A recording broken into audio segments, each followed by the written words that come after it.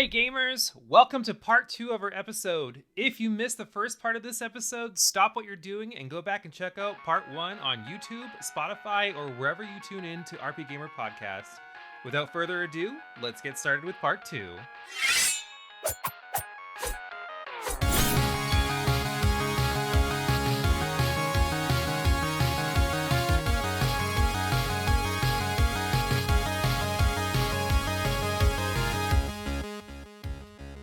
So I think this transitions us to our next point, or like what were some of the high points in this system, because some of these games are so timelessly good that they've even got remasters of themselves, like fucking Mario and Luigi Superstar Saga got its own remaster because it's just so charming. Like it's such a good game. What are some of the high points in this? Like, this is a huge point to gush. What are some of the high points in the gaming library for you of this system?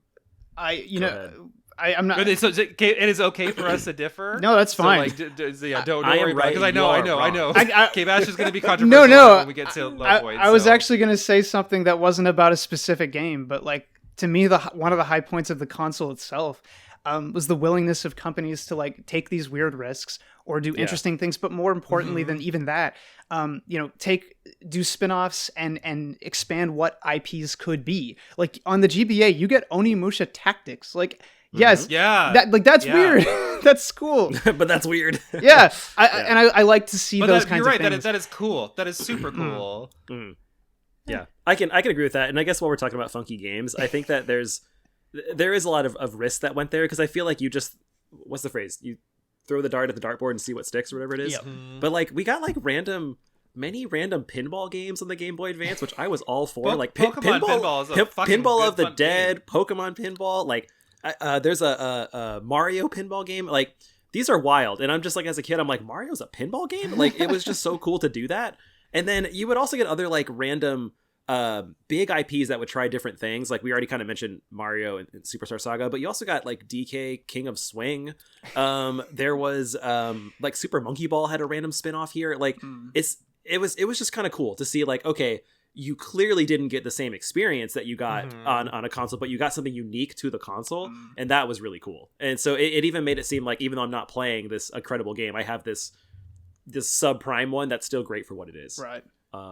And then I have specific games too, if we want to talk about. Yeah. Oh, well, let's kind of volley them around, because I feel like we're gonna be spending some time here. One of the big ones for me that was just such a big win, which I wasn't the hugest person on this series until this game, was Metroid Fusion. I love Fusion. There are very few games that have made me feel dread. Especially not Metroid back Dread, then. just Metroid Fusion. Just Metroid Fusion, and when SAX comes in and it does that like, zoom in to her face. You're like, fuck. Like, yeah. I honestly think a part of Metroid Dread and how they handled that is based off of what happened in SAX.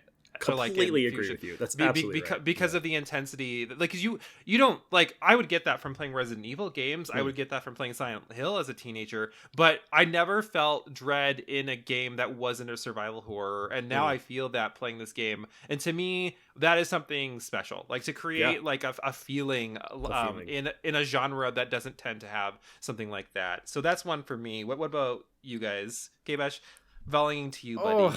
It's tough because I love the GBA so much, and I want to say like Pokemon, Final Fantasy Tactics Advance, Gold Sun, even though I've made a whole screed against it because I'm a bad person. But it's okay to say those too. Well, and I do want to talk about I guess Final Fantasy Tactics Advance, because I'm reconnecting to my childhood more these days. But isn't that a wonderful feeling when you can do that? Yeah, because that was the thing. Like, when I played that game as a kid, it was like, oh man, I want to escape real life.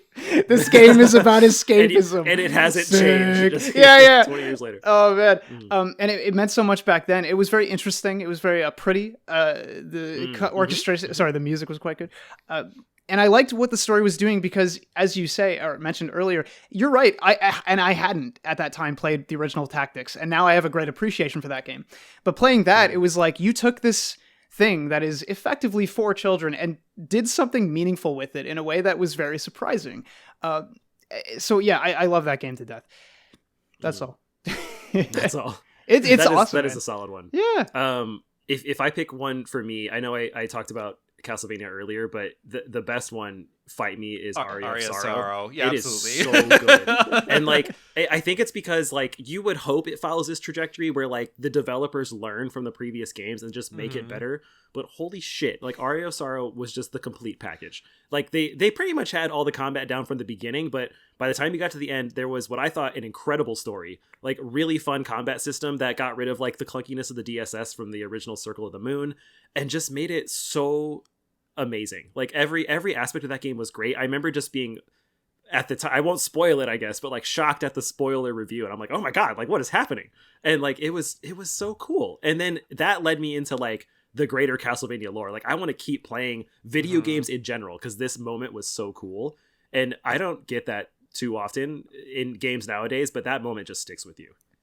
I'm with you on that Castlevania being peak 2. I think it was very smart of them to incorporate what Symphony of the Night was doing, where you get this fun equipment, because I think Castlevania, obviously because we have Metroidvania as the part of where the name comes from, lends itself really well to these like large explorable spaces, but Harmony of Dissonance and Circle of the Moon do feel a little empty because there's not as much to see. It's usually you would get like a piece of armor or whatever quest item you need, or like a healing item or like an upgrade. But now in Aria of Sorrow, we have like a whole host of different weapons that you can get, which kind of like lets you have a little bit of a loadout when you're fighting things. You also have all the different souls that you can collect, so you basically have your own character build there. And then story wise, absolutely too, like the full futuristic story. Why is this random human being in this like in Dracula's castle in the future? Like it makes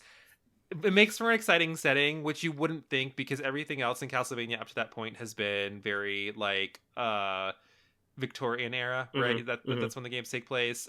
So it's a stark contrast, but and normally I wouldn't go for something like that, but I was very into it too. I can't wait for the Netflix adaptation. Come on, please. yeah. Where's that one? Where's Soma? Bring me Soma. Yeah, give me Soma. KBash, what's another one? Because I have a feeling, I'm surprised you haven't said one. Are you trying to bait me into saying Yggdra Union? Do it. Yeah, do the Yggdra. Well, I was trying to keep it on the DL because Yggdra Union is not my favorite of the Sting lineup, but I do have an affection for it. That game is really fucked. Which is your favorite? It's actually Nights in the Nightmare, followed closely by Gungnir. Wow. Those are two games where if you play them, it's like, and you get to the end, it's like, I have rewired my brain. But Yggdra Union is still, for that what that company was doing, very innovative, very interesting. And it's why those games, Sting's games, ruined Fire Emblem for me. Dead ass. Like, I loved Fire Emblem, and then I play Yggdra Union and Nights in the Nightmare and Gungnir, and it's like, oh my god. And you're like, shit. Yeah, tactics and strategy can be all these different things that I wasn't even engaging with because I was too busy lining up to a guy and letting him attack me so I could attack him, so I could farm him with an arrow for XP for Rebecca, etc. Specifically. Poor Rebecca. KBash uses Rebecca. Cringe. I have not played Yggdra Union, but I have played Gungnir. Like, what's the similarity? Like, what do you mean by that? Well, it's not that they're similar. They're just in the Department Heaven like series, which is like right. They're actually not similar basically at all. In fact, that's more tactics and Yggdra is more strategy. But Sting was always doing interesting, weird things with their strategy. In this case, it was lining up a union. So you would like have your guy and then line up another guy, and then you could get like a triple attack on a guy. And the trick was you didn't have very many people, and they died permanently very quickly. So you had to like conserve maximally by like sticking together the whole game, and it gets really tense. It's very difficult, but very interesting, especially by the end. Plus, again, FFT, except both FFTA and FFT like kind of merged highly adult subject matter in a very cutesy package where it's like, oh, okay, like we're going to genocide. Let's go. It's a trip. Like nice. A wild game. That's all. I'll have to look into it. Yeah. Yeah, definitely. It's like calling to KBash's content, and one of the reasons that you're here is because of like that trio of reviews that you did on your channel, which are excellent. Like all of your content is excellent. Yeah, it is. But like that one is especially. I think the great. Iggs Reunion one, despite being old, holds up a little bit better than some of my other old stuff. It's very fun. It's like straight to the point. And that was the thing, because those games are insane. And it's like, we have to package this for human beings. So it's like a quite condensed version of that game. That's all. I'm saddened that like young me glanced over those and was like, Yeah, It's really. fine. It's fine. Same. I understand. I was like, do you ever go to like the game store and there are those like random PS2, PS3 Yep. titles where you're like, I've never heard of this RPG anymore, and that makes it probably bad. And like most of the time you're right. Like I probably scored a 5. I feel like those were in that like process. Yeah. Like, Yeah. these are probably not good ones, so I'm just not gonna get They're them. not And for it's regular people. So it's understandable. Like if they didn't have Final or Fantasy in the title, I'm like, do I need this? Or if the cover art was disgusting, I'm also like, do I want that game? Right. Like I really judged. Yeah. And they're really actually, weird. Go on. Speaking of disgusting things, but in the reverse of that, I think Patrick kind of alluded to this, but I feel like the Game Boy Advance did a really good job of being bright and colorful and like I hesitate to say kiddie style games, but games that were not afraid to just say I'm a video game. Yes. Because I think around this time, like you started to get darkness in games, and like the muddiness of the PS3 was a few years away. So a game like there's no reason that like this game would fail, but a game like Minish Cap was incredible. Yeah. Because it was just it's so fun. joyful. It's so joyful. It's so joyful.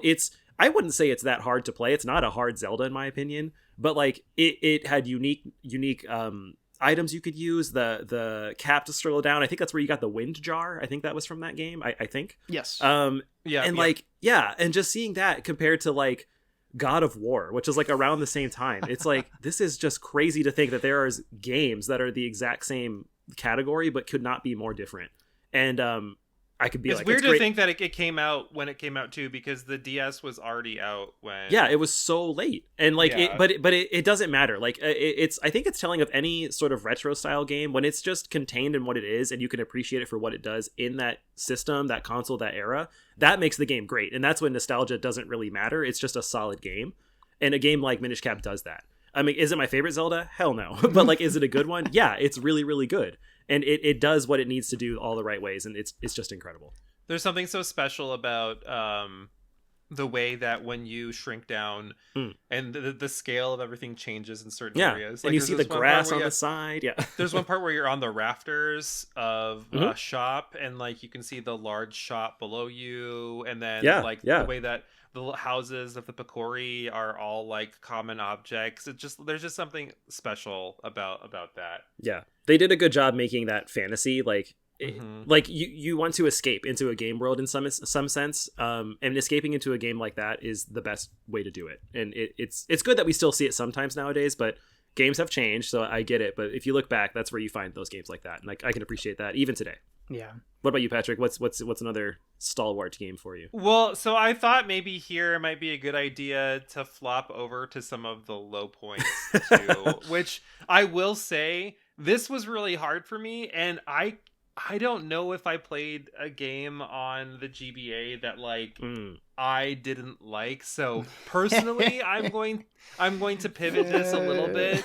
I know you guys say whatever you need to say. I think maybe I just lucked out in what I bought. No, for sure. And like what I bought was just like good for me. I know you're gonna trash. I'm not. Look. But If anyone is worried about the KBash Golden Sun take, I need you to know that video was like 5 years ago or some, though, that series, and I've been like 8 different people since I started my show. Like almost. Well, Nice. and I will say, like, to like tie on that before I like talk about what I was going to talk about, like what you say about that video is completely fair. It's like, just there are really times- funny.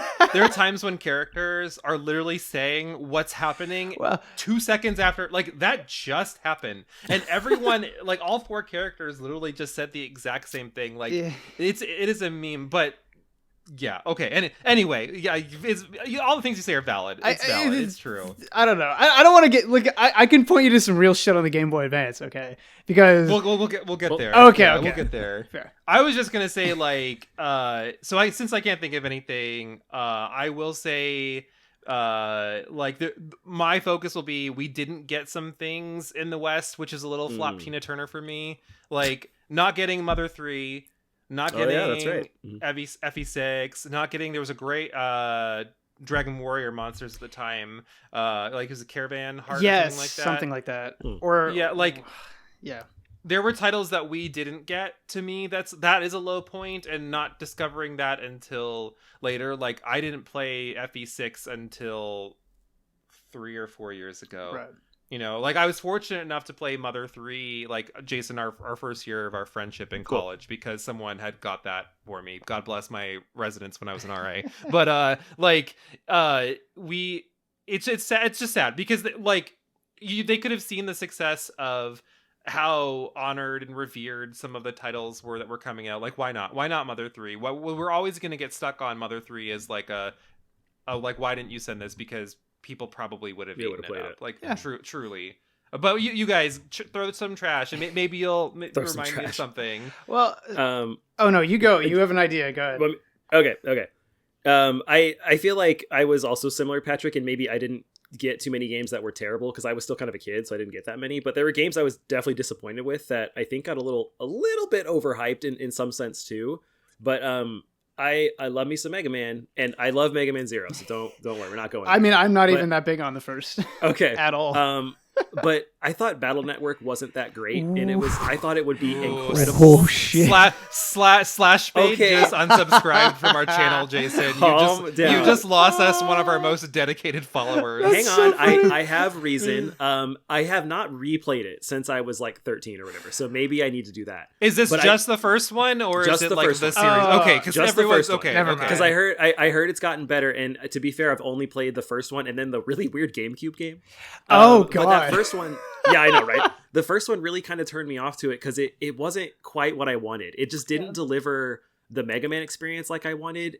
Like it didn't deliver it well enough, and it also didn't deliver the like deck building RPG well enough. Ooh. So like I think I wanted more from each of them, and it just couldn't reach it. Right. So even through the end, I'm like, cool story, like great idea, wonderful evolution of a character, like for this spinoff. But I couldn't get behind it, and the fact that there's like 15 games now, I'm like, I must have missed something because I don't understand. Apparently. But I do know they redid the collection, I think, and I'm like, I should get this. I should try it again and see like what I'm missing. But I guess everyone says you can skip the first game, right? KBash? I feel like that's pretty. If I'm not mistaken, I think it's the most financially successful thing Mega Man ever did. The Battle Network series. I'm not even kidding. Battle Network was very. I mean, it had TV shows. It has all this stuff. Yeah. It had manga. Yeah. There's a card game. It was so easily franchisable, and it slotted into that toy anime era of like Metabots and stuff. Yeah. You actually reminded me of a game that I actually can say that was a low point, but I will pass to KBash first. Oh, sure. So when I was a kid, I had paper routes because my parents like it wasn't normal paper routes. It was like me and the triplets and both of them were like, we're going to do a lot of paper routes, and it's like, okay. So I had a lot more. There's a paper monopoly. Yeah, you was gonna say. So I had more disposable income than most kids my age. And we were allowed. Have you seen Ozarks? It's Ozarks, but it's the paper route industry. Spoilers. This is where KBash just rips on Paperboy, the video game. Oh my god, no. But the thing is, I bought a lot of stuff then that was like that's how I bought Egg Reunion and all. But specifically back then, I was like, oh, cool anime. I never get to watch that. Let's buy some trashy anime games. So I bought like this Naruto game. It was bad. It was so bad.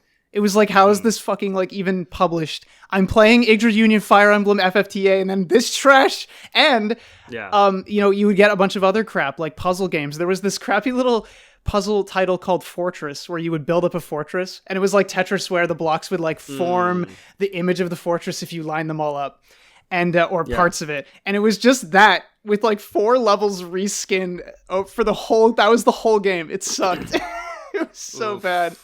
I feel like I remember advertisements for that game. Yeah.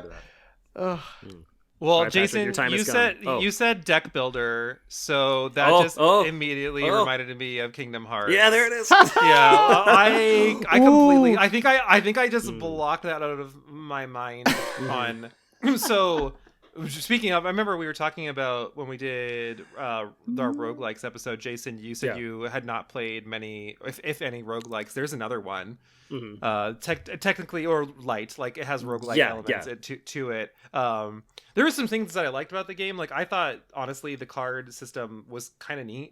Yeah, it is. If not limiting, like I thought that it was like cool to go for something, but just the fact that it was a rehashing of the first game, and then like here's 5% unique new content that if you didn't play, you didn't exactly understand what was happening in Kingdom Hearts 2. Right. Yeah, like you like, why is he in this weird eggshell thing or whatever? Like it just comes out of like, oh, okay.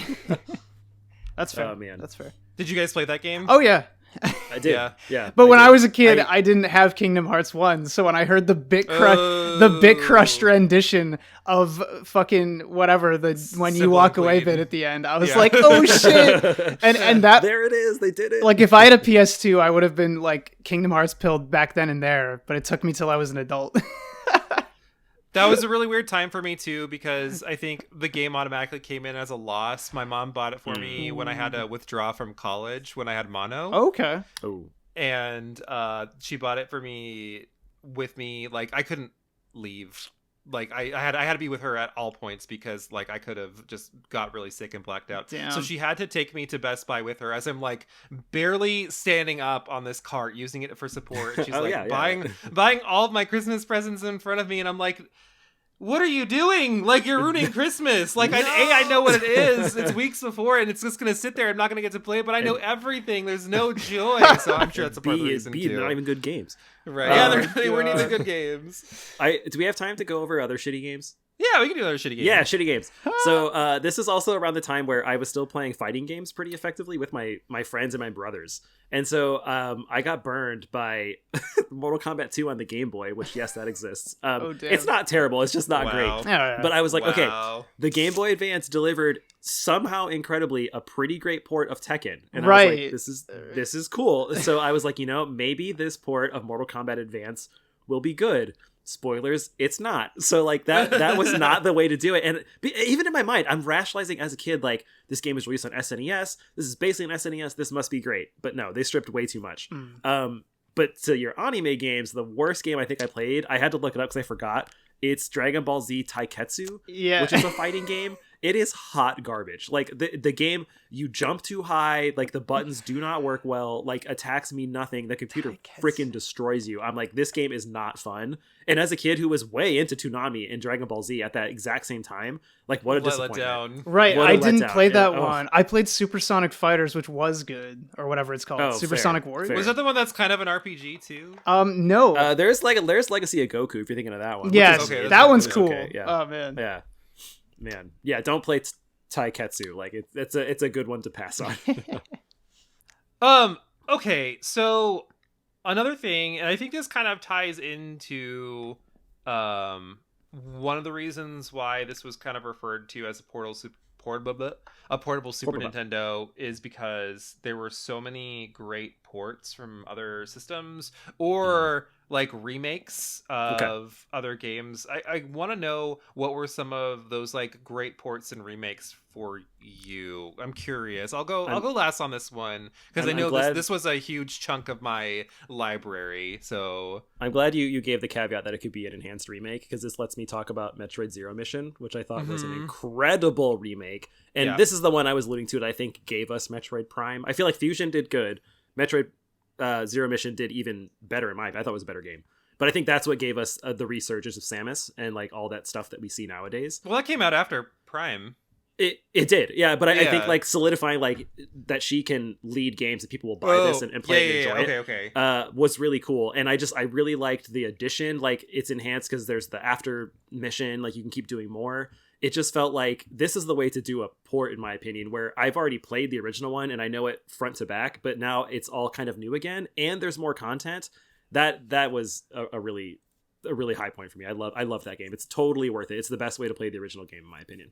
That part where you lose your suit is fucked. Yeah. And you don't see it coming and you're like, oh god, what am I doing? Yeah, it's super nuts. So fucked. KBash, what about you? I'm gonna do a weirdo pick and say Baldur's Gate Dark Alliance on the GBA. Oh, I never played the Game Boy one. It's actually pretty good. It looks a little legit crunchy because it's like the pixels are very large by comparison. But no, it was fun. It works. Actually, all those games. I mean, but that one in particular. But I was thinking like other, ones in its of its ilk or whatever, like the Lord of the Rings, whichever one where you kind of like walk around the screen like that and pick up gear. They're fun. The only thing is navigating hitboxes, but as one does. So yeah. I heard that the Lord of the Rings: The Third Age on Game Boy Advance is pretty good. I think it was really. Yeah. Of all things, you wouldn't expect it. I remember. I mean, the third age is good. Is good in general. Like I do like that game a lot, but I know that's probably not the most popular opinion. I think it's a fun take on Final Fantasy X. Yeah. It's fine for what it is. It's good. Yeah. So obviously, like Final Fantasies 1 through 6 minus 3 came out on, which I think was a win in general, just because like here you are finally able to take a Final Fantasy game, like a true Final Fantasy game, not Final Fantasy Legends or anything like that with you. I don't personally think any of them needed the additional content. I got why they did it because people always want more. I know some people whine when we get re-releases like the Pixel remasters about why aren't the extra dungeons in there? But like, I think honestly, the extra dungeons and most of them ruin the experience. Like, I don't think the base game is good enough. You don't really need it. In Final Fantasy 1 with the extra dungeons, like you can go to those very early, and then the rest of the game is just cake. Like it's not fun anymore. There's no balance or challenge. So I don't think they're the definitive editions, but it was nice to have them, especially like 5 and 6 on handheld, which is wonderful. But for me, I think the two shining, pun intended, choices would be like Shining Force 1 got a remake on. I fucking love it. Like I'm a Shining Force baby.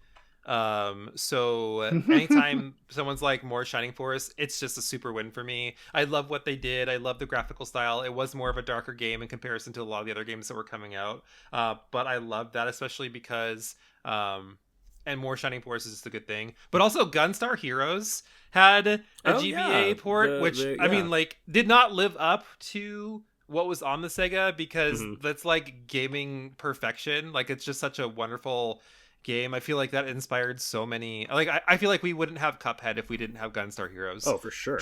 Truly. But it was nice also to see on the GBA because it still held up really well. It just didn't have the same impact. So yeah. Can't agree. I also think it's worth calling back that we mentioned this earlier, but I think the port for Link to the Past is really solid. Even if you take away Four Swords, like what a great way to play that game. Perfect to play portably, like such a fun game just to take on the go, and a smart move to re-release that game. It's a good choice. Pivoting away from just the games in general, like what were some of the ways that the hardware was used in a really unique way? We kind of mentioned like Boktai and the cartridge that could read the sun, I guess. I want you guys to go in on that because this is one of the games that I actually did not play because I was nervous about how it was. So please talk to me about this game because I feel like the world needs to know. KBash, go ahead. Teach the children. Teach us, please. Hideo Kojima got up to some funny business and was like, what if we developed a solar sensor only for this one game and its offspring also? I don't know of any other game with the solar sensor. So you would, get sun. I don't know if you people can imagine this, right? Because some of you might be Zoomers or something, but like there was a cartridge or sensor stuck onto the. It was a bulky thing too, like as I recall. Yeah, it's on the back part of the Game Boy cartridge. Right, and so it just is sitting there, and you would have to get the sun to blaze into it. You could not be sitting inside to refuel your gun to shoot enemy. Like that's insane. Kojima literally couldn't play the game, right? Like if you didn't have that full, you can, but it's like rough. It's tough. Yeah. If it was sunny, like if it was the winter in Indiana, like good luck because you're not going to get the sun that often. But like you did more damage in your gun, and then it like unlocked something else. I can't remember what it did, but you pretty much wanted it every time you had it. Like, so I don't even think it's like maybe it is possible to beat it without it. I think there are some things that like because you need the sun to seal away your vampire enemies. Yeah, where it's like if you don't have that, like Good luck. Yeah, you can't. Guess they're chasing you. Yeah. Yeah. What a good fucking idea. Yeah. He said, "Go outside." Seriously. He's like, touch grass. Fucking Which systems now would literally combust if you had to do that. right. Yeah. Oh, But rip if you live in here's the Alaska. GBA. Also, just like 6 months of not being allowed to play 6 your months game. of night. Oh, I mean, isn't that what is it? 7 Days of Night is about or whatever. What's the movie? 28 Days of Night or something like that. I think it's 7 Days of Night. It's like the comic book series, and you're right. It actually was about someone that needed to play bow tie, and they couldn't do it. Yeah, and and the vampires just kept attacking. the vampires took over. Like, yeah, that's what it's. Jesus. Oh my gosh, I do like KBash that you called out like touch grass, and I feel like that. Touch grass. If this game came out now, that's exactly what the tagline should be. Oh, for. right. Just go out and touch grass. Touch Touch grass. grass. You can see it in the ad in the old like Yeah. Game Boy mags or whatever. Oh my god, Nintendo. Yeah, I don't know. That game was cool though. I think if you hadn't played it, like it was at its core very gimmicky, Right. But the neat thing was the game around it was pretty solid. Yeah. So it was nice to have both, because I think you also got it's a Wario. Was there a Wario game that did something like that too? I don't know. Or no. I'm thinking of Yoshi. This is like Yoshi Topsy Turvy. And like it was okay to like roll that one around. Am I thinking of the right game? That's I probably was the right just one. thinking of Kirby Tilt and Tumble, but that's Game Boy Color, so I'm not Yeah, sure. it's Game Boy Color. Got it. Give me a sec. I'm pretty sure it's Topsy Isn't it Turvy. just weird how like being on a Nintendo staff, whether you're a game developer or like a system developer, and be like, oh yeah, no, we need to add that thing that you blow in. Yeah. Oh, thanks. Yeah. Like for the DS, like yeah, no, we need to put blowing mechanics in games. a blow mechanic? Oh, Yeah. speaking of the SP being like having bad design, Kirby Tilt and Tumble didn't work on it like almost at all. That's what I was gonna say. Yeah. Like it was that one. Like you can't actually fit it correctly into the Yeah. system, so you can't even Oh, use shit. it. So it's And just it is similar to Topsy Turvy, where like it's the same idea. You like move it around gyroscopically. okay. But yeah, it doesn't fit. That was always kind of wild. Like, hey, you can't physically play this game with your system. Sorry. Damn Nintendo. Anyway. All right. I want to wrap up this conversation on the GBA, probably asking one of the hardest things, and it's for you to pick your favorite kids. But I want to know where the GBA ranks for you among... How about just handheld consoles in general? I won't even say Nintendo's handhelds. I'm just going to say handhelds. Where does the GBA rank for you? Pick your favorite kids right Well, now. nothing will ever dethrone Tiger Electronics handheld, so that's always number one. No, you actually prefaced this a bit before earlier, Patrick, and I was trying to think about this for a couple days, and every time I thought about like the Game Boy Advance, and then I would think like, what about the DS? Like, what about the 3DS? Is the Switch included? And even like, what about the Game Boy? Like, so it was just a kind of incredible like way to recollect, to think like there's a lot of qualifiers here to like see what might be the best one. It's tough. But if I had to pick where the GBA fits, I'm tying it between second and third. I can't. I feel like in my mind it's tying with the DS, and I think the 3DS is taking the cake on all of them. I'm also excluding the Switch. Like I don't want to include that one. I don't want to include like Steam Deck. So I'm thinking of traditional. This is just a portable console. Sure. So it's tough to say between second and third with the DS. That's kind of where it's sitting for me. KBash? I'm not even sure how to rank them, frankly, because my first thought is, most of my favorite handheld games are on the PSP, and now the Vita as well. But largely the PSP, like all of those weird Sting games and all that other stuff. But and then I'm like, well, then where's Twooey and Nights in the Nightmare on it? Nights in the Nightmare is on the PSP, but Twooey is on the DS, the good version, not the one that's harder to control. Yeah. So I can't. Which is that's a funny statement right there. Yeah. You Not thought it the could one be that's harder to worse. control. Oh man. Yeah. So I can't put it like in the top 2. I can't put it in the top 3. I don't think reasonably. But that's what, like where the nostalgia thing does factor into this, where it's like, yeah, it meant a lot to me then, but like my tastes have changed and expanded so much. Isn't it kind of cool that even if the GBA sits, I don't know, like 5th, it's like a solid 5th. Oh place. yeah, like everything there is so good. Yeah, like it's a neat six. category. Yeah, if you did one of those like ranker things where it's S tier, A tier, like I feel like we'd have so many S tiers. Right. It's difficult. That's exactly it. God. All right, Patrick. Where are you going? It's second, and I kind of said it earlier. It's a hard line second. I think the 3DS just edges out, because like solidly there are some games on there, and we'll do a 3DS episode at some point, that like for me are just will always be like timelessly good games. And I know that is the case for the GBA as well, but kind of what you're saying, like I don't always go, aside from Fire Emblem, I don't always go and pick up and replay GBA games. Part of that is a little bit of accessibility, but also like just I don't know how much of that joy in replaying I get from them, again aside from Fire Emblem, because I play the fuck out of Fire Emblem. But the 3DS I think has that for me, so like the 3DS is my number one, but this is close, like this is a very, very close second. Fair, can't argue with that. I mean, losing to the 3DS, it's like, oh well, guess I'll take it. Like, I can't see anyone that would argue in a way that I would like definitively change my mind, because it's going to be so subjective to like what you liked, what you enjoyed. I grew up with the Game Boy Advance, but it's also just great to think that it doesn't really matter, because everything is really good. Right. Like, right. It's not like I don't know. I can throw some shade at Game Gear. Like, Game Gear wasn't the greatest console that was there. There's lots of faults to it, and I can see why you'd like it, but I would never compare it above the Game Boy Advance. So it's just nice that we have this quality all across the board. Yeah. Funny tier list video coming up, ranking all. Or we do a game rant, top 10 handhelds and some. Number 10, the Virtual Boy. Ooh, yeah. All right, KBash, Patrick, thank you for chatting about Game Boy Advance and reminding me I have a backlog of games I need to get back to. That's fantastic. We are going to take a quick break. I need to refill my coffee, but we will be right back. Before we go, though, tell us your thoughts over on Discord. I know we chat about games there all the time, so we'd love to hear your thoughts over there. And if you can't do that, that is okay. Leave us a comment on this video or this podcast, wherever you're listening, and we'd love to hear your thoughts that way.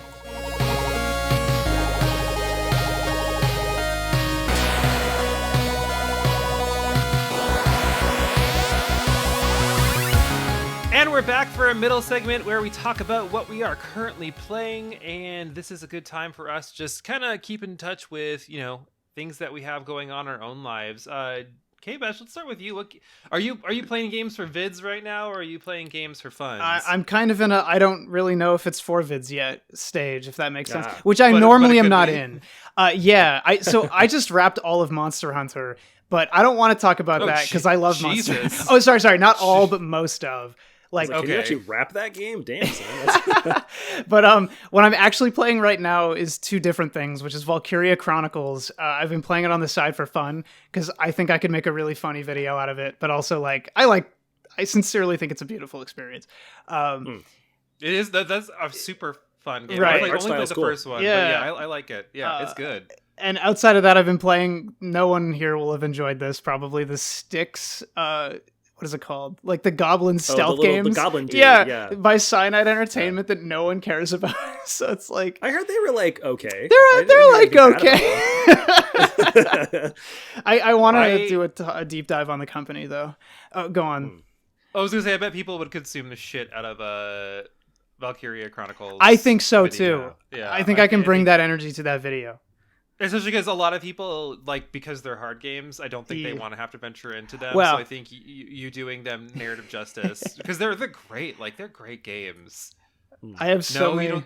No, I actually adore Valkyria Chronicles. The issue is that I think it's also, like, extremely funny unintentionally because now that I'm so old, it's like, this is like racism bad for babies. Like, are you 2 years old? Do you know that racism bad? And it's like, yeah, actually I did. Sorry. I've learned so much from Valkyria. It's why I want to talk about it. Cause like FFT by contrast, which is ancient, doing like the war thing very convincingly. And like the critique of power is like, okay, that's powerful. And then this game's like, I don't even know how to explain it. It's just like so on the nose about shit. But at the same time, it makes sense. That's all. Is the country you're defending in that game called Crimea? No, I don't think so. It's called G something, like Galeria or something. I know it's Crimea and Radiance, but for some reason I thought like this game also had that, and I was like, is this always the name of the country that gets well, invaded? I'm not gonna blow your mind.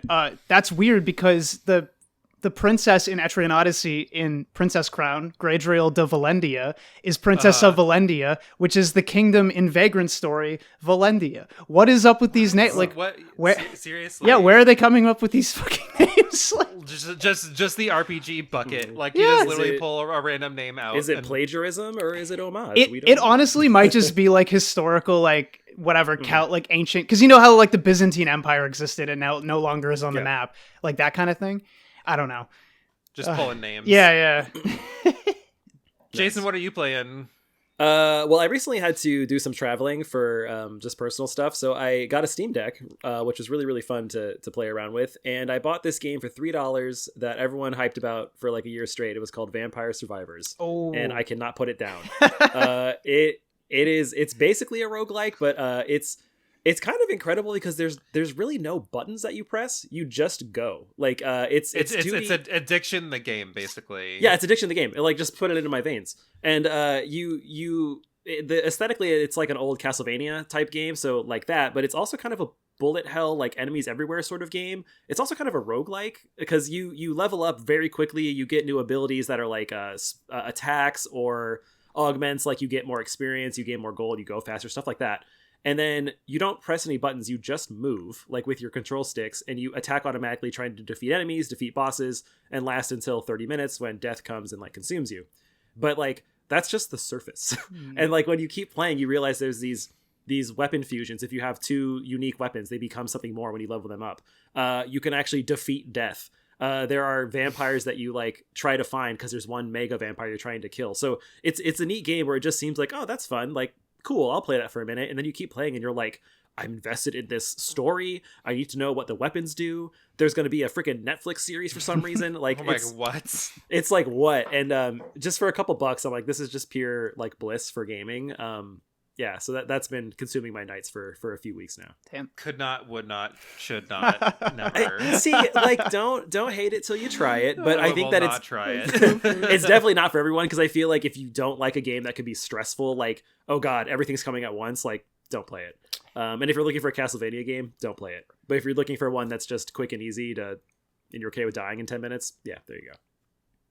What about you, sir? So Discord knows this, but ever since beating Baldur's Gate 3, I've had this like giant hole in me where I've been really struggling to just like pick up and play a game and like to find something new to play, because I'm like, I don't know if I'm gonna enjoy it. I just spent 110 hours on this game. Like, I just feel like an empty husk. So streaming's been okay for me because it's like, you know, this is for connecting with the audience. I could throw something on. But for personal play, it's been really hard. So I've been playing Etrian Odyssey 2 Untold again. It's just nice to kind of reconnect with a game that you know that you love and get a lot of joy out of. And I'm doing story mode so that way I can completely avoid having the job class paralysis, which we talked about with you on the episode. KBash. Yeah, that's right. That's right. So it's just been nice to just like reacquaint while I try to figure out my life. But I think I'm ultimately Final Fantasy Rebirth will be out by the time this airs. But I'm basically like holding on for that because that's going to be the next big time suck purchase for sure. So you're saying you have a huge Astarian shaped hole in your life and you can't fill it? or I'm filling that Astarian shaped hole. Hey, I looked into that one. Sorry.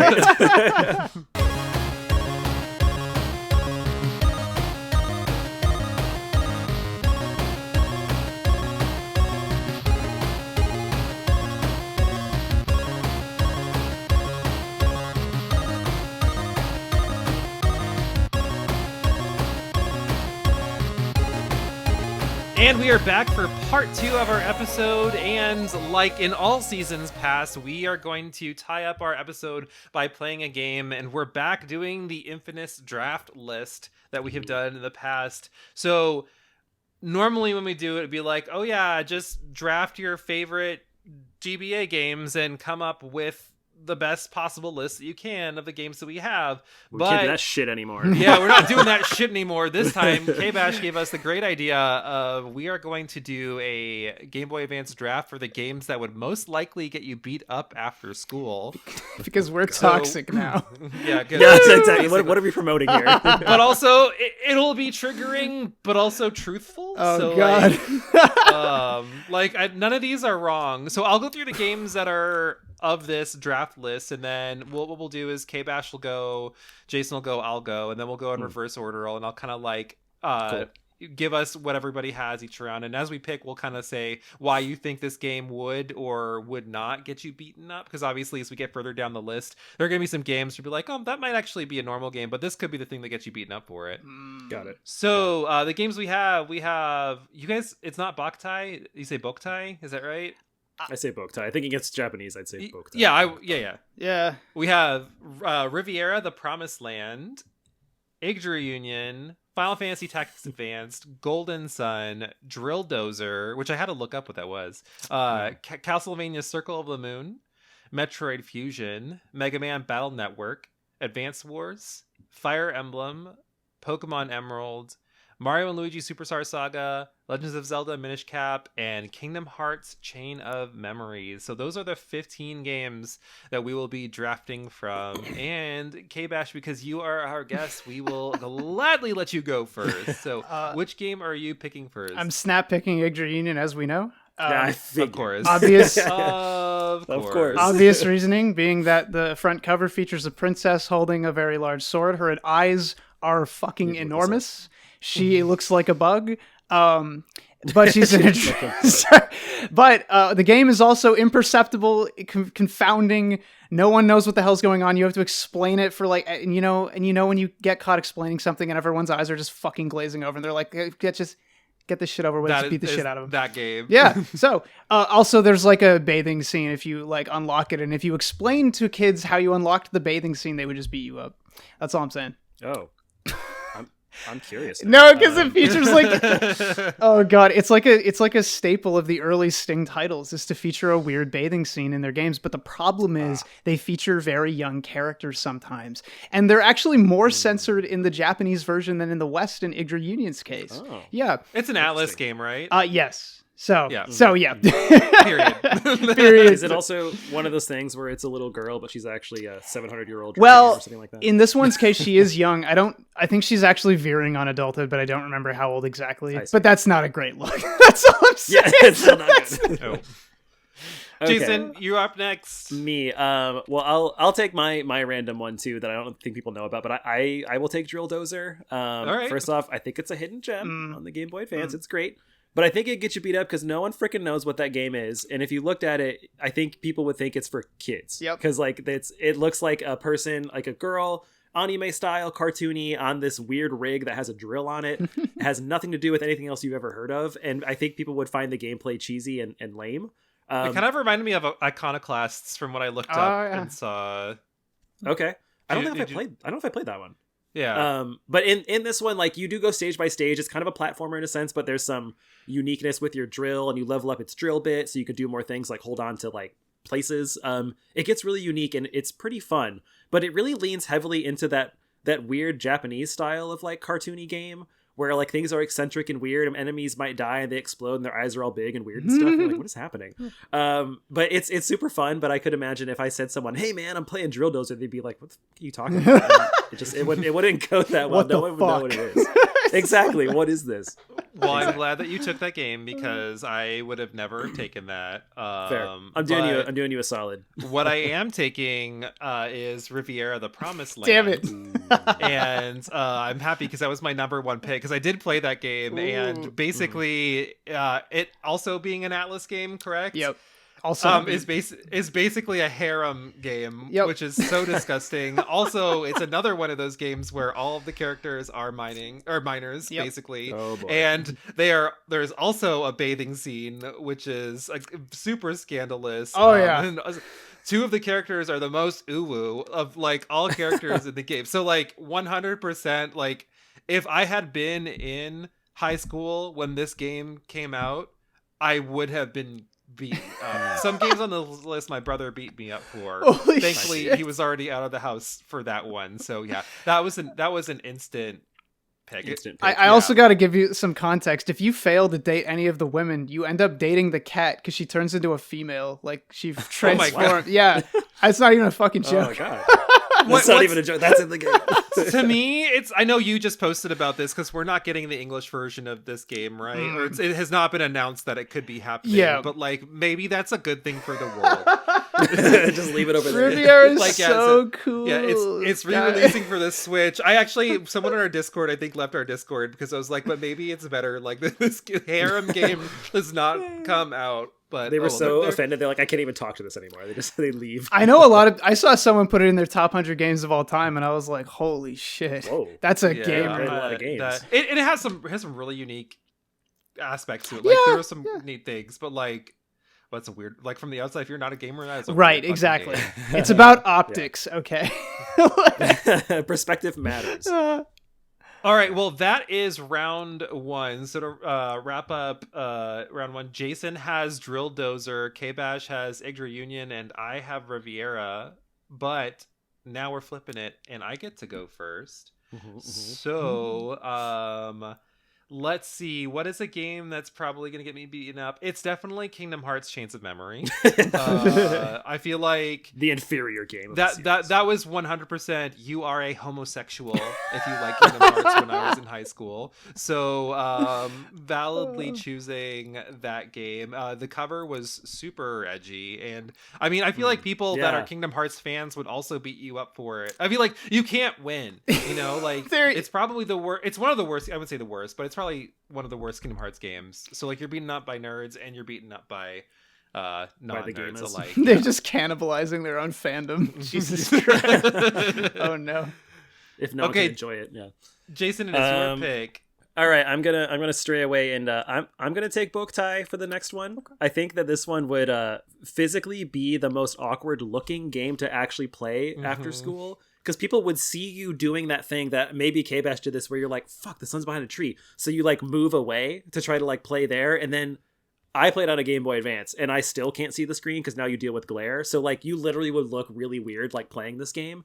And I can imagine like just people looking at it being like, what is that kid doing? And you're physically just trying to play the game. You're not even trying to play it to be like the game is weird or funky. It just makes you look weird or funky when you're playing. And you have to be outside. You have to be outside to do it. And you have to. You can't even avoid the situation of being after school and outside. Like so, it's a tough one. Oh man. All right. Yeah. You know, I'm gonna do a weirdo pick by picking Pokemon Emerald because I don't think that because it's like but Nintendo fans and everyone liked Pokemon growing up, but as I recall from growing up, there were like cadres of children, and there was like the people who didn't play Game Boys, the people who were playing Yu-Gi-Oh, and then the kid who brought his Game Boy to school, because I'll tell you, I did not do that. I owned this shit and I did not do that. And he's playing Pokemon, he's like alone under the tree in the yard, and people are like looking at him like, that kid's fucking weird. He didn't even do anything wrong. He was just minding his own business. But he was playing Pokemon Emerald. That's right. Anyway, and since it's kind of, an E for everyone type game, maybe grade 8 children, grade 7 children would not have as much kindness in their heart for that sort of behavior.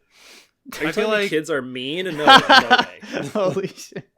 I feel like that's in that time too where like the people that started with Pokemon, that was the time that you were either like branching out or you were in so deep. Exactly. So, like, I could see it. I get you on that one. That's okay. So that wraps up round 2. So Jason has Drill Dozer and Boktai. KBash has Yggdra Union and Pokemon Emerald, and I have Riviera and Kingdom Hearts Chain of Memory, and we are back up to the top for round 3. So KBash, it is your turn. Better not take my game. The double snap. I'm just gonna take Final Fantasy Tactics Advance. All right. And I'm gonna take it specifically because it's a cutesy game. Literally, the characters are presented gender neutral, except for the gender specific races like Bunga are like mostly male presenting and Viera are like female presenting. But otherwise, the humans can look either way, and that's fascinating. So it's cutesy. It's maybe a little progressive, too much for the kids. They're like tactics. What the fuck are you playing Mario or like kill Why are Halo? they just standing there? Why don't they just move? Right. And there's like it's a little bit softer, right? It starts with the snowball fight. It has like real kid issues, like there's a kid who his dad went through a divorce and is an alcoholic now, and it's like, oh man, fucking little kid has like issues at home. Wow. Beat the hell. It's even about bullying too. Like the game starts out with bullying. Yeah, it literally is bullying. It's the kind of game you're playing and resonating with because it's happening to you IRL. That's truthfully. So this hits too close. Story of my life. I'm so sorry. Womp womp. Oh god. All right. Jason, it is your pick. Yes, I'm jumping on our tactics bandwagon. I'm gonna take Fire Emblem. God damn it. Sorry.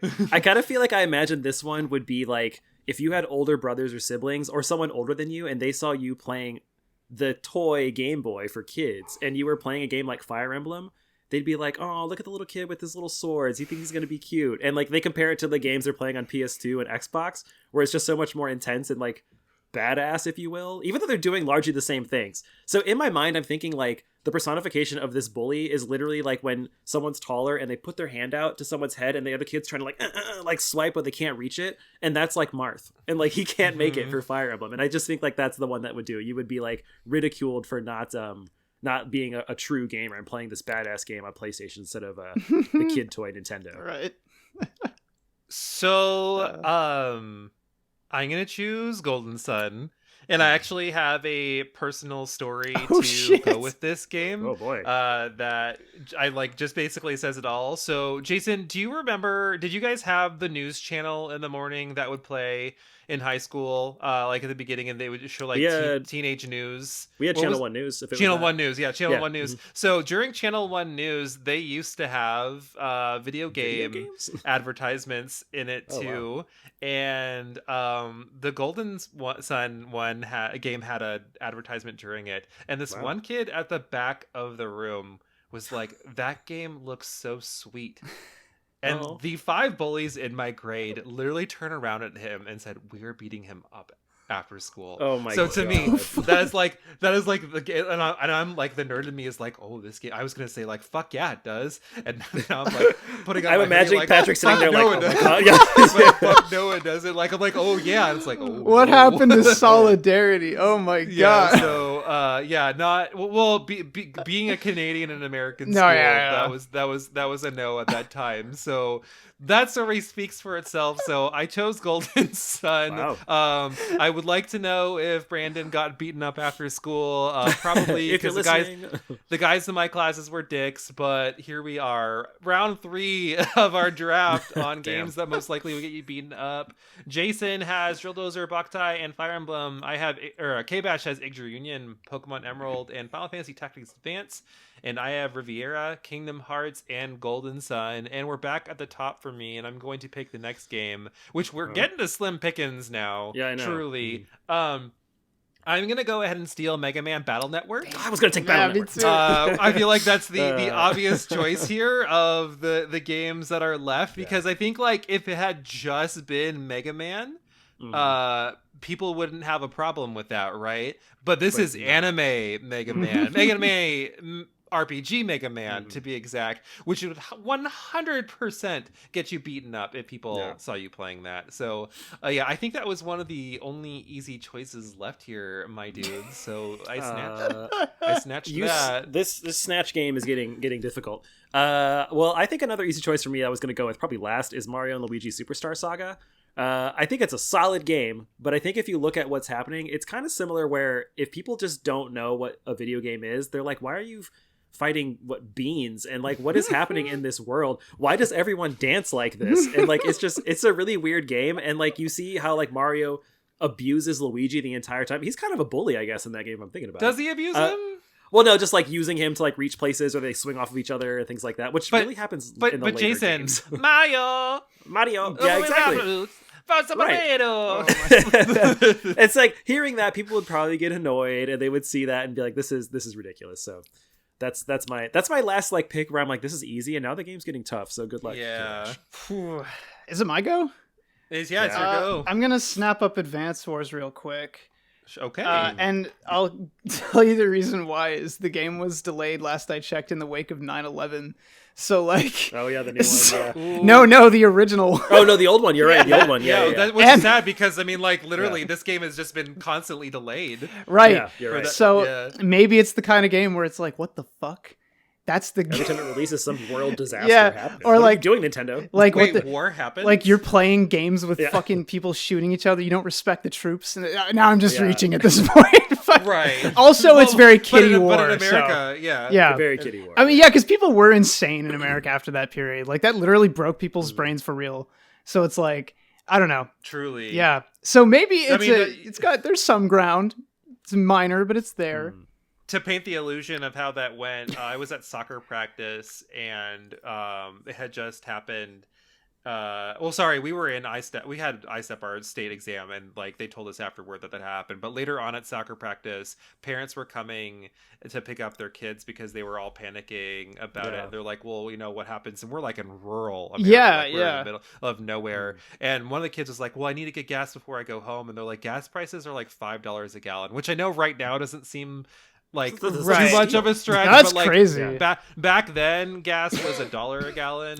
Like it could fill up my tank for less than $20. So it was like huge impact. So yeah, get it. Okay. Anyway, so that's round 4. Okay. That's also 9/11. God help me. Jason has Drill Dozer, Boktai, Fire Emblem, and Mario & Luigi Superstar Saga. KBash has Egg Reunion, Pokemon Emerald, Final Fantasy Tactics Advance, and Advanced Wars. And I have Riviera, Kingdom Hearts, Golden Sun, and Mega Man Battle Network. But we are back at the top again. This is the last 3 games. We have Castlevania Circle of the Moon, Metroid Fusion, and Minish Cap. But KBash, you get to choose first. This is... I mean, easy snap pick, Minish Cap for me. I'm sorry. Minish. And obviously it's because it's Kitty Zelda once again. Like, I don't care if it's good. The kids are like, oh, you shrink down and like walk around the place. How cute. And then they just beat the shit out of you.